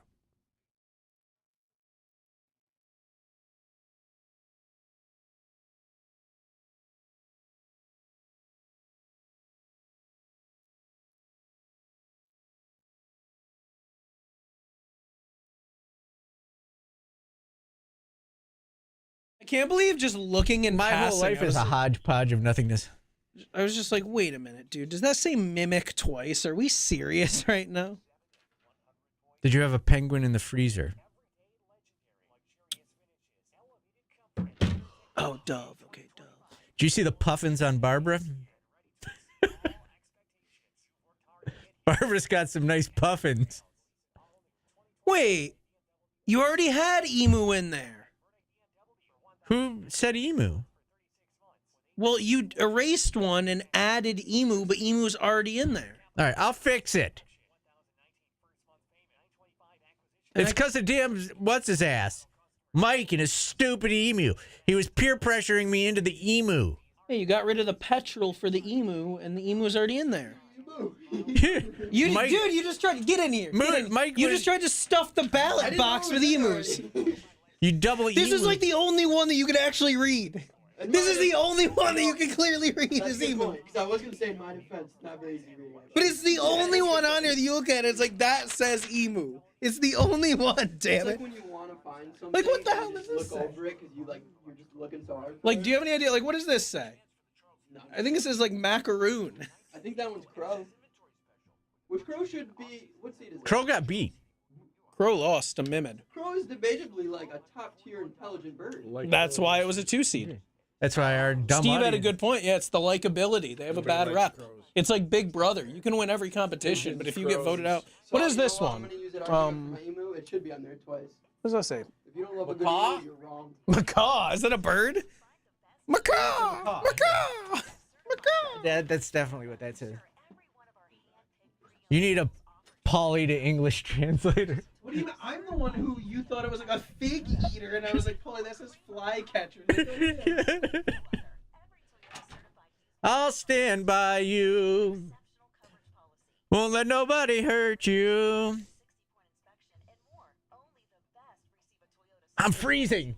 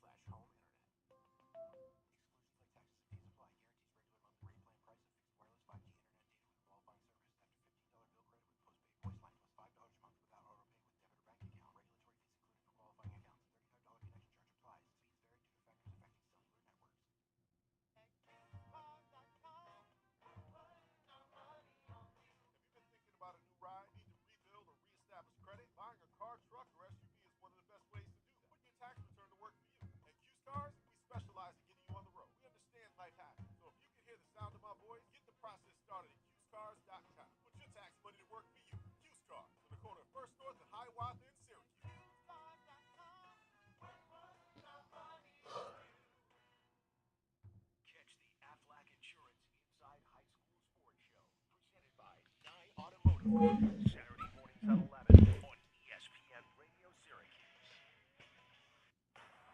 ESPN 97.7 and 100.1. Watch live on QSportsTalk.com. Don't get me wrong wraps up the Pretenders Day. Steve, where'd Jordan go? He's just here. There he is. Time to vote on tomorrow's Artist of the Day. For April 4th, 2025, your votes are... 4-4. Oh, hold on. What? 4-4. 4-4. Happy Cuse Day. Happy William Attar Day. Is that a thing in Syracuse, April 4th? Is that like a day? No. Because like 44? No. We should get on that. Go ahead. Katy Perry. I'll try. The Spice Girls. Katy Perry, the Spice Girls, and we'll wrap it up with how about Debbie Gibson. Do you have Ben Walsh's number, Steve? Debbie Gibson, Katy Perry, Spice Girls, The Police. What do you mean? I'm trying to make 4-4 a day in Syracuse. Why not like March 15th, 315? Because this is a sports show. Okay. I'm not amused. The Police, Spice Girls, Katy Perry, Debbie Gibson. I'm going Katy Perry. Is Debbie Gibson related to Kurt Gibson? No. Okay, I'm going to vote Debbie Gibson then. I think she's got a lot of hits. Does she? Yeah. I don't know who that is. I'm going to go Debbie Gibson, too. Let's go. Lost Foolish Beat, Lost in Your Eyes. It's a good pick. Shake Your Love. She's got a bunch. She was kind of the female... Britney. No. She was like Richard Marx? Before Britney. No, she's like the female, the guy from... that does the Rick roll. Rick Astley. Yeah, she's like, yeah. Wait, you had half of his name. He had a ton of hits that I didn't even know. Like, I knew every one of them, but I didn't even know he had more than one hit. Like, I feel like Debbie Gibson's going to have like 7 top 10 hits. Yeah, she's going to have a lot of them. I feel like she was like Britney before Britney. Give me 2 seconds. Debbie Gibson, Billboard chart. Let's see what she's got. She has 5 top 10 hits, 11 songs to break the top 100. So, yeah, she's got plenty to choose from. All right. We're out of time. Newhouse Afternoons coming up next. Cody at 3, Brian at 4. We are back at it at noon tomorrow. Hopefully with some portal news. Yeah? Is there something you know? No. No, Give us something to talk about. There's going to be nothing. See you tomorrow, everybody.